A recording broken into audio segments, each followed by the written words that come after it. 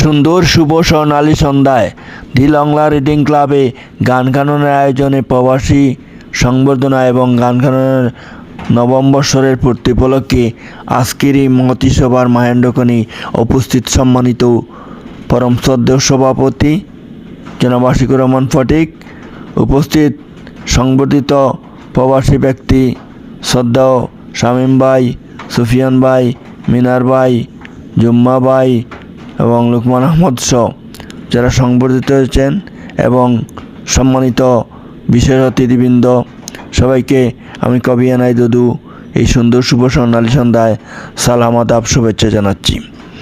আসলে মানুষ মানুষের জন্য নীতি নৈতিকতা এবং প্রাণের স্পন্দন যেগুলো আমরা মিলনে পাই, সেই মিলনটা আজ বহুদিন পরে আমাদের হয়েছে।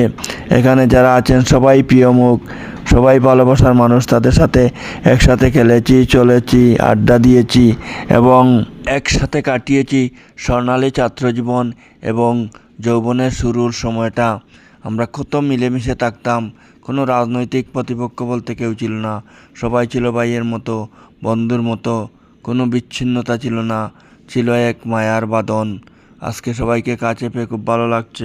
মায়ার বাঁধনে বাঁধনে বাঁধা ছিলাম সবাই একসাথে। আজকে সবাইকে দেখে আমার ভীষণ কান্না পাচ্ছে।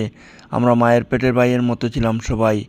যাক, গান গানের সবাইকে আবারও কৃতজ্ঞতা জানাচ্ছি এ কারণে যে এমন একটা আয়োজন করায় দীর্ঘদিন পর প্রিয় সাথীদের একসাথে পেয়েছি। গান হোক সমাজ পরিবর্তনের দর্পণ এবং প্রবাসী যারা আছেন সকলের দীর্ঘায়ু, সুস্বাস্থ্য, উজ্জ্বল ভবিষ্যৎ কামনা করে শেষ করছি। খোদা হাফিজ।